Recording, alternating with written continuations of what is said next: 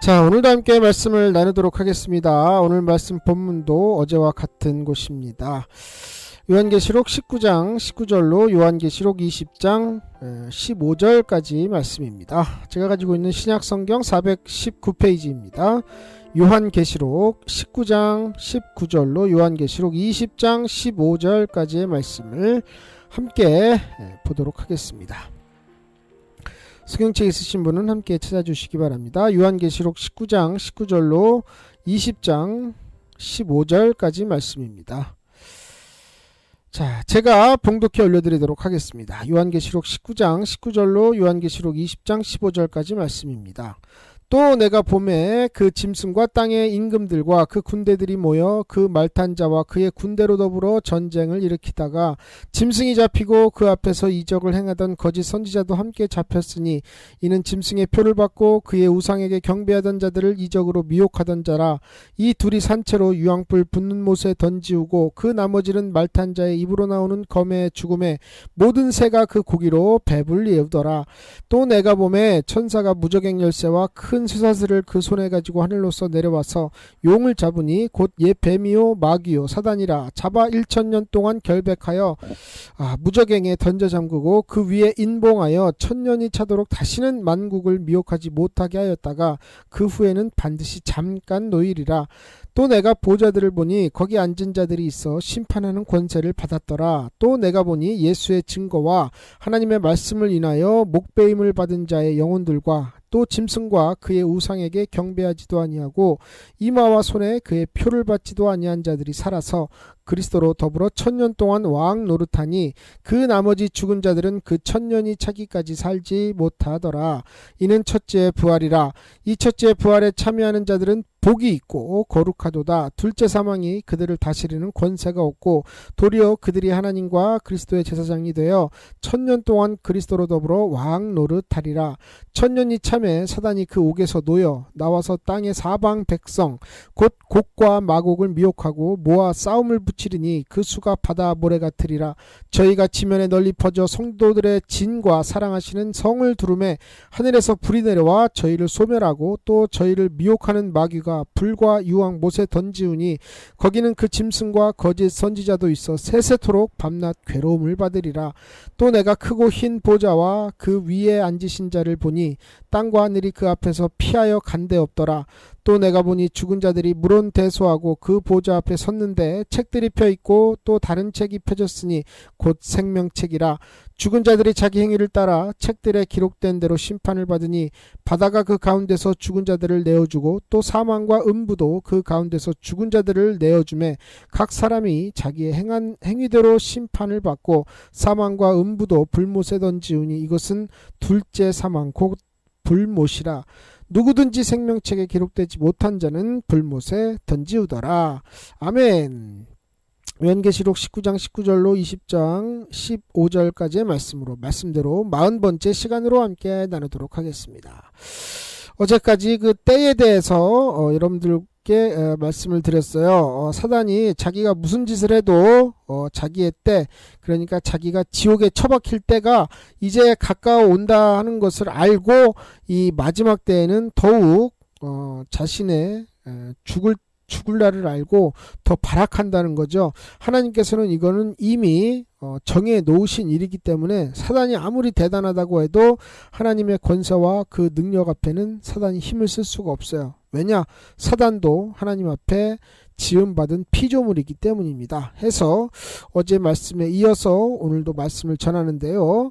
자, 오늘 본문에 이렇게 쭉 보니까 이제 이 모든 심판이 있기 전에 백보자 심판대 앞에 있기 전에 수많은 사람들이 그 백보자 심판 하나님 앞에서 자기 행한 대로 심판을 받기 전에 무슨 일이 있느냐, 바로 미가엘 천사가 내려와서 어제 말씀드렸어요. 미가엘 천사가 내려와서 용을 잡고 옛 뱀이요 마귀요 사단이라는 이 용을 잡아가지고 무정에게 집어 던져 잠그는 날이 오는데 이때가 언제냐 하는 것을 오늘 구체적으로 여러분에게 성경을 통해서 말씀을 드리겠습니다. 아마도 월요일부터 오늘까지 계속 이렇게 말씀을 전하니까 어떤 사람은 이 사람 혹시 이거 종말론자 아니야? 뭐 이러신 분도 있겠지만요. 여러분, 성경에 있는 말씀 중에 지금 이루어지지 않은 말씀은요, 이제 예수 그리스도의 재림밖에 남지 않았어요. 이거는 성경을 어제도 말씀드렸지만 글을 읽을 줄 아시는 분은 누구라도 다 그렇게 알아요. 성경에 있는 어떤 말씀도 다 이루었어요. 다.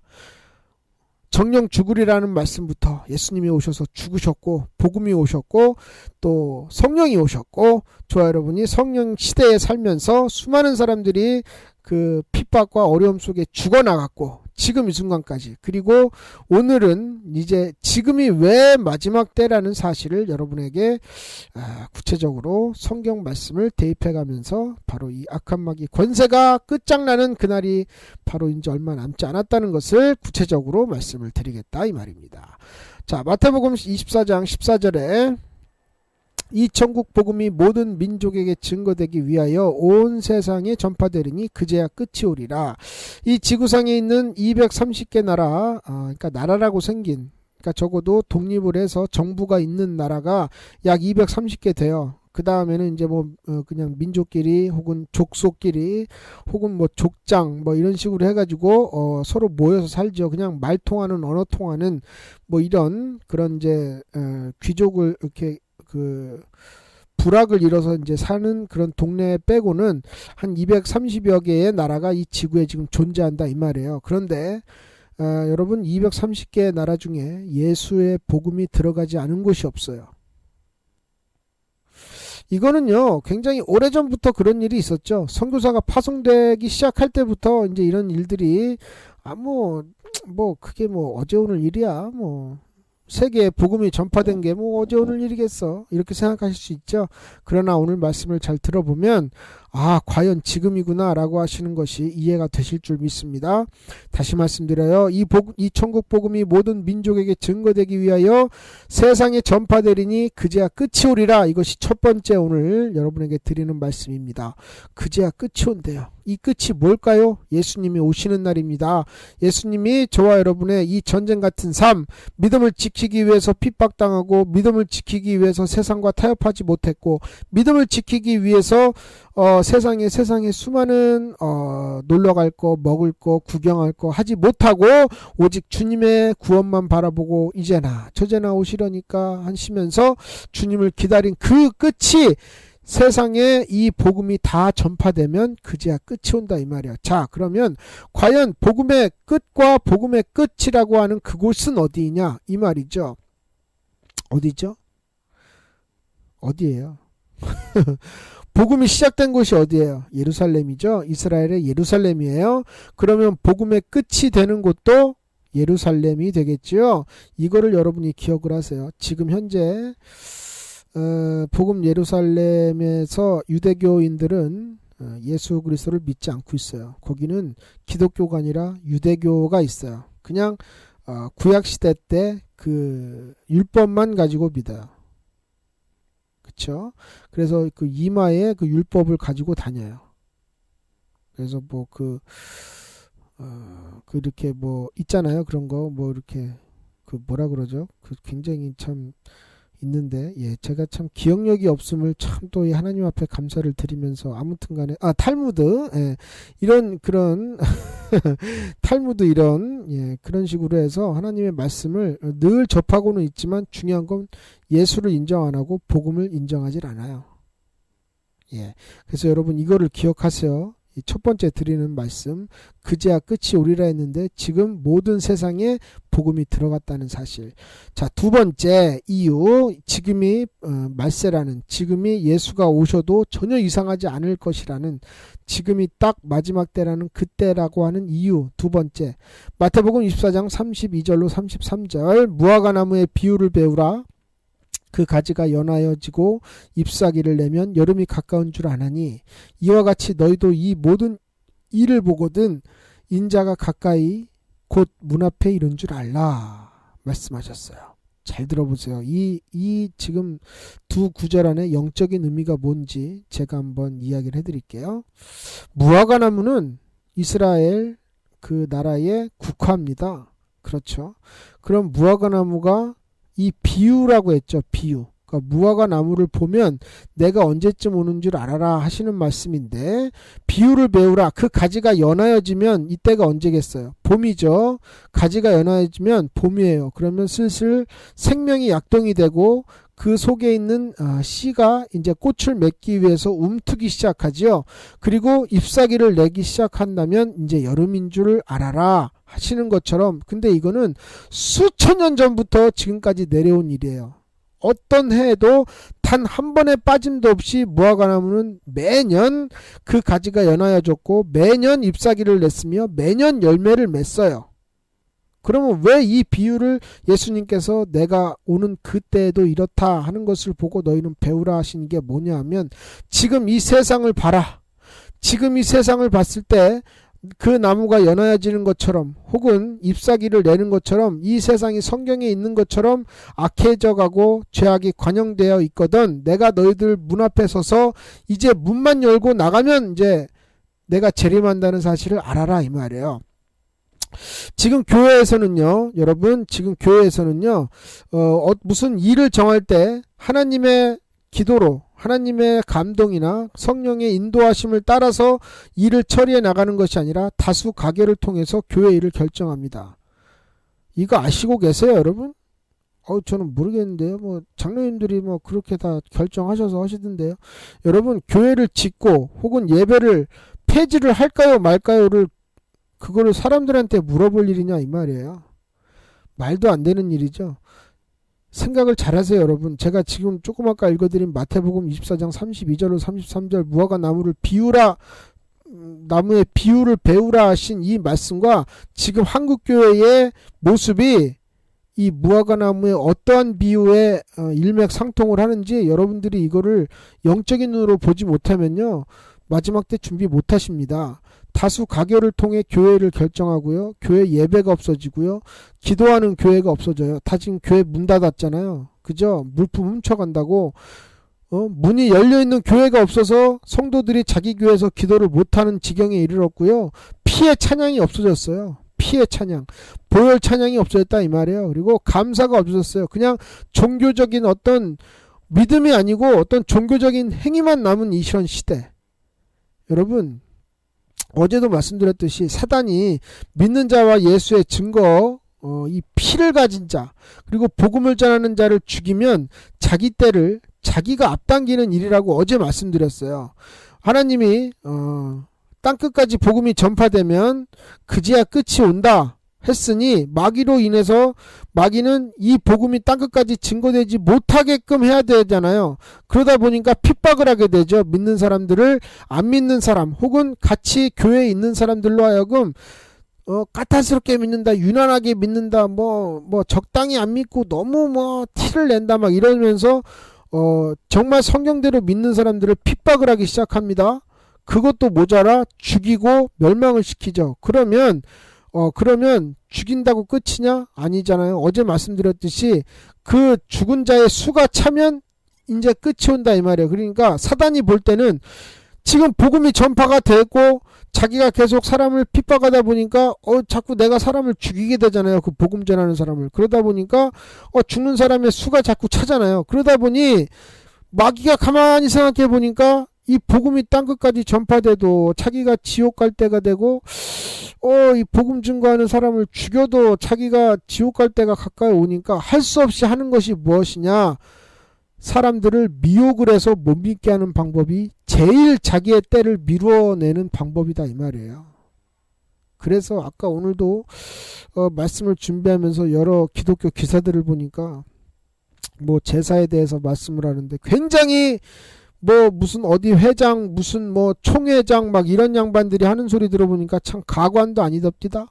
뭐라고 하냐면 무슨 우상의 모양은 버릴 수는 있어도 민족의 고유의 이런 거는 우리가 수용을 해야 된다나 천국 가신 분을 기리는 것이 어찌 우상 숭배냐고. 아니 여러분, 그러면 생각을 잘 해보세요. 자기들이 하는 말 속에 잘못된 것이 뭐냐 하면, 아니 죽지도 않은 사람을 왜 기려요 그럼? 자기들이 하는 말이에요. 기독교에는 영생이 있고 영생을 믿는 우리가 어찌하여 죽으신 분을 기리는 것이 어찌하여 우상숭배냐 이렇게 말하면, 아니 죽지도 않은 양반을, 영생이라면서 죽지도 않은 양반을 왜 예배를 드립니까? 그 사람한테. 예배가 사람한테 드리는 거예요? 죽은 사람한테? 혹은 천국 가 있는 사람한테 드리는 게 예배냐 이 말이에요. 추도 예배, 장례 예배 이런 거 전부 다 우상숭배예요. 무슨 걱정을 할 때다가 연구를 왜 해요 그런 걸. 그렇게 시간이 남아 도나요?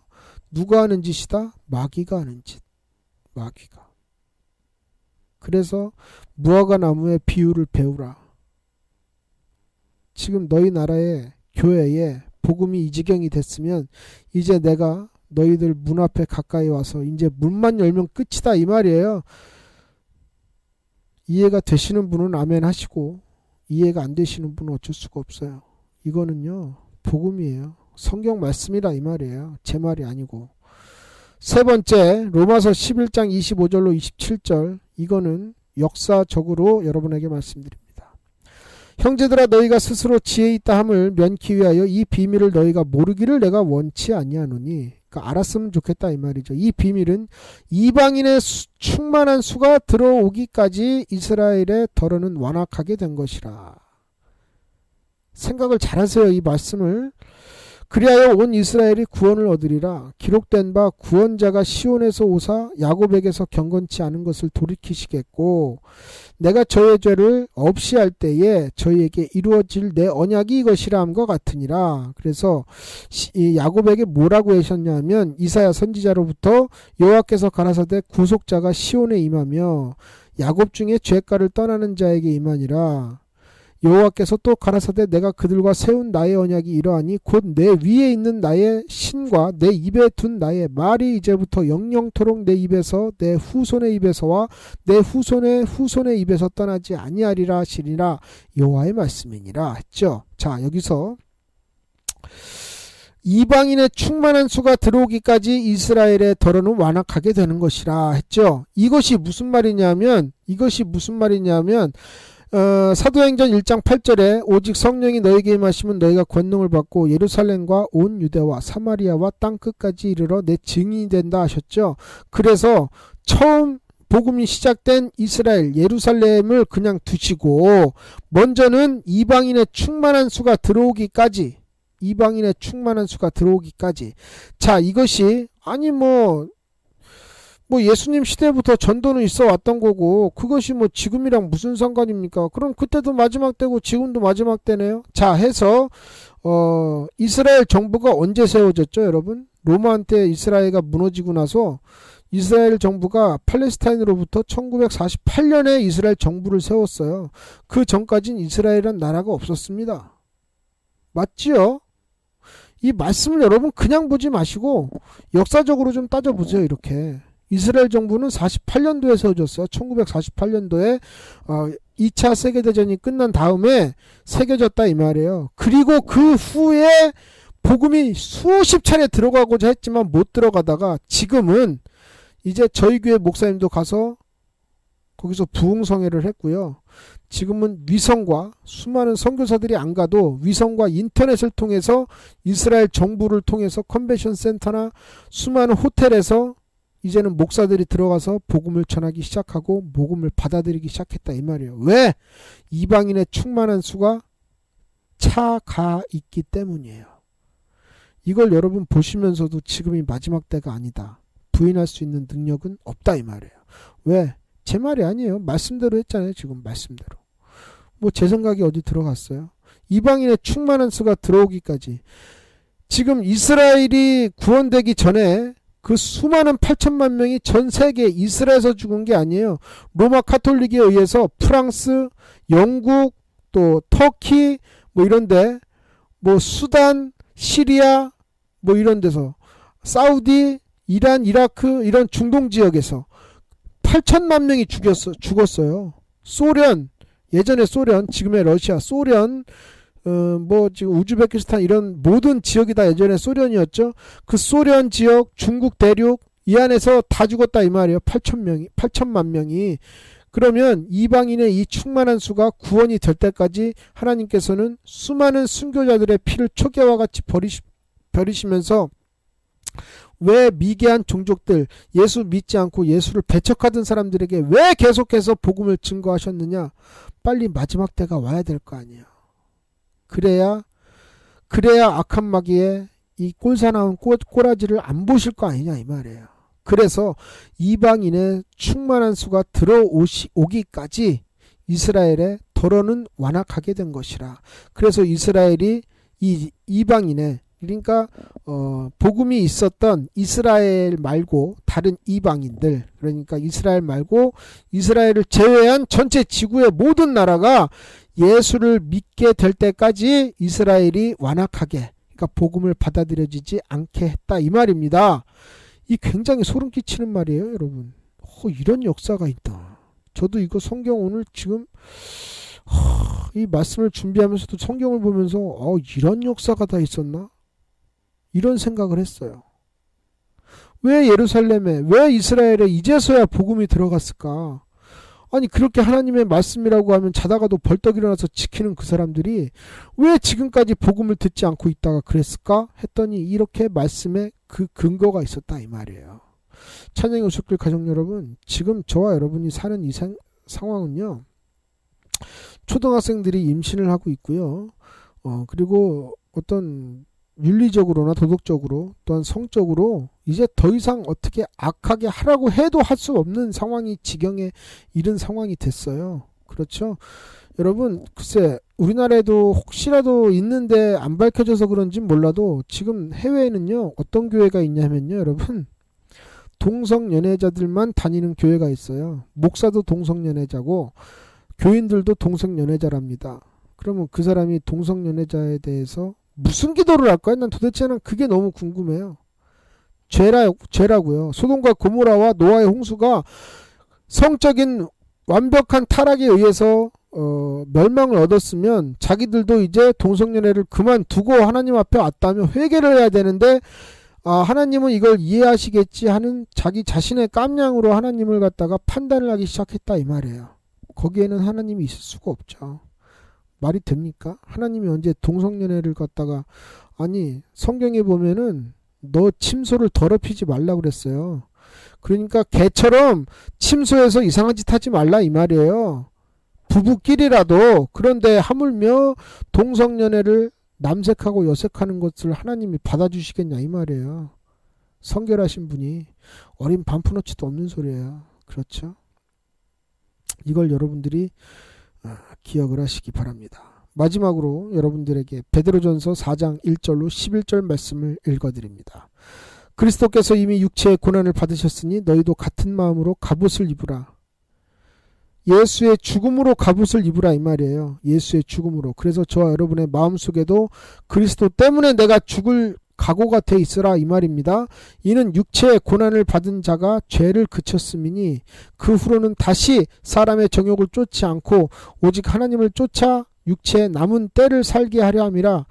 말씀 잘 생각하면서 들으세요. 육체의 정욕을 쫓지 않고 하나님의 뜻을 쫓아 육체의 남은 때를 살게 하려 함이라. 너희가 음란과 정욕과 술 취함과 방탕과 연락과 무법한 우상 숭배를 하여 이방인의 뜻을 쫓아 행한 것이 지나간 때가 조카도다. 이제 예전에 그런 일을 했으니까 이제 그만하라 이 말이죠. 이러므로 너희가 저희와 함께 그런 극한 방탕에 다름질하지 아니하는 것을 저희가 이상히 여겨 비방하나. 아까 말씀드렸죠. 사람이 사람을 믿는 자가 사람이 사람을 내어준다 그랬어요. 마지막 때 마태복음 24장에 있는 말이에요. 사람이 사람을 잡아주고 내어주고 한다 그랬죠. 서로 사랑이 식어서 그렇다. 왜 누가 그러느냐? 똑같이 믿던 사람이 아니 뭐 너만 예수 믿냐? 너만 그렇게 뭐 극성스럽게 믿냐? 너만 그렇게 뭐 티내를 믿냐? 막 이러면서 오히려 말씀대로 잘 믿는 사람을 극한 방탕 안에 없다고, 극한 방탕을 다름질하지 않는다고 오히려 이상히 여겨 비방을 한대요. 예, 그러므로 얘기하는 말이 저희가 산자와 죽은 자 심판하기를 예비하신 자에게 직고하리라. 그들이 죄가 하나님 앞에 일려진다 이 말이에요. 이를 위하여 죽은 자들에게도 복음이 전파되었으니 이는 육체로는 사람처럼 심판을 받으나 영으로는 하나님처럼 살게 하려 함이니라. 만물이 마지막에 가까웠으니 그러므로 너희는 정신을 차리고 근신하여 기도하라. 무엇보다도 열심으로 서로 사랑할지니 사람은 허다한 죄를 덮으니라. 서로 대적하기를 원망 없이 하고 대접하기를 각각 은사를 받은 대로 하나님의 각양 은혜를 맡은 선한 청지기 같이 서로 봉사하라. 만일 누가 말하려면 하나님의 말씀을 하는 것 같이 하고 누가 봉사하려면 하나님의 공급하시는 힘으로 하는 것 같이 하라. 이는 범사의 예수 그리스도로 말미암아 하나님이 영광을 받으시게 하려 함이니 그에게 영광과 권능이 세세에 무궁토록 있느니라. 아멘. 베드로전서 4장 1절로 11절 말씀입니다. 기억하십시오. 마지막 때 베드로가 저와 여러분에게 전하는 메시지였습니다.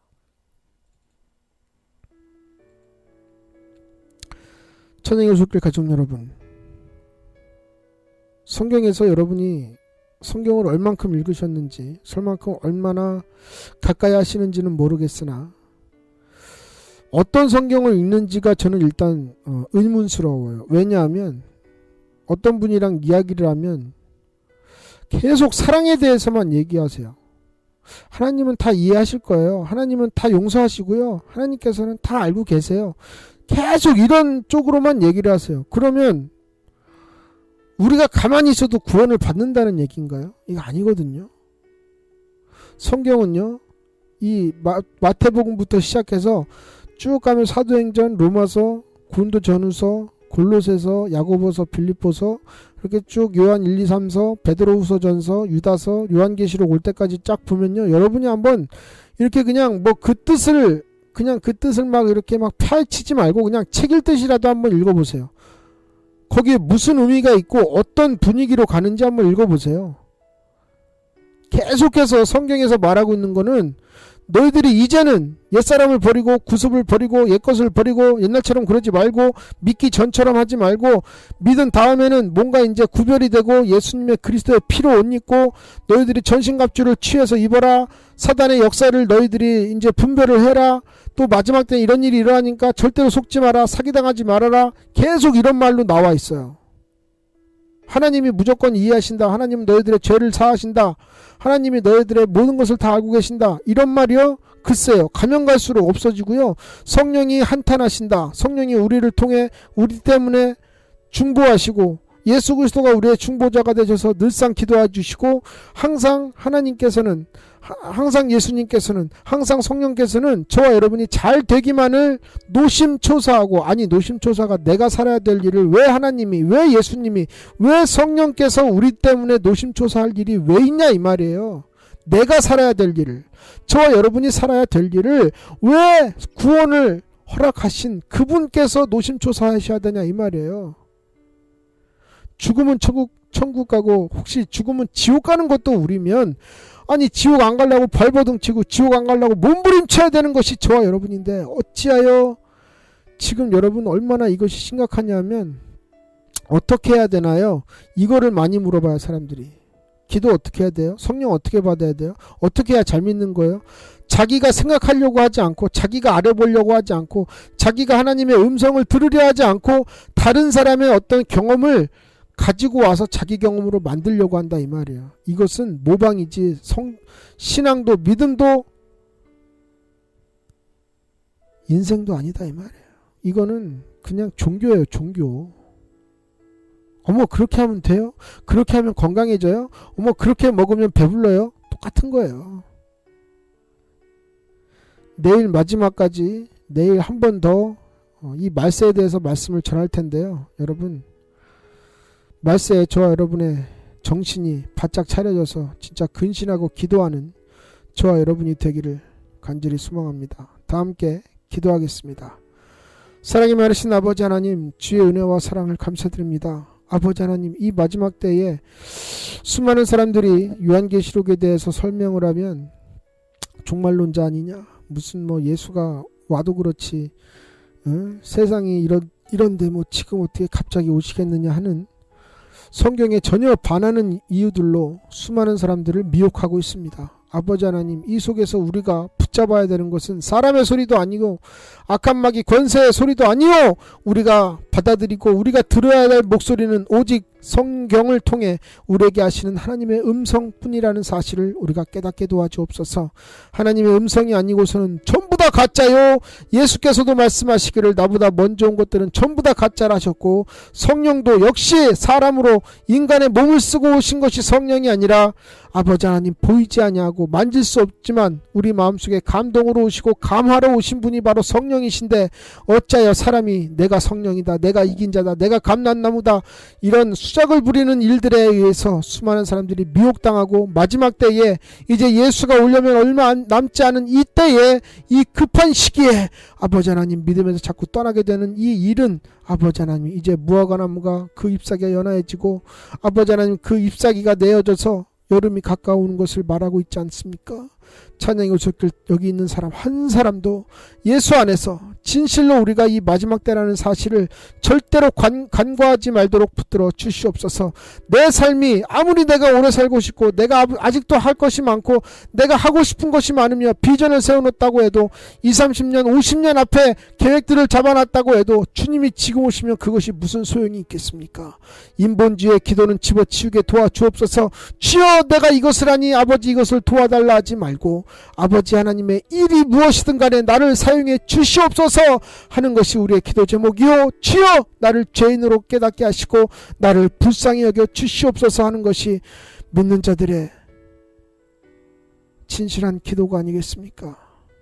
찬양의 오셨길 가족 모두가 예수 그리스도의 십자가 앞에서 이 피를 움켜쥐고 마지막 때를 준비하는 신부의 믿음이 있도록 주님께서 역사해 주시옵소서.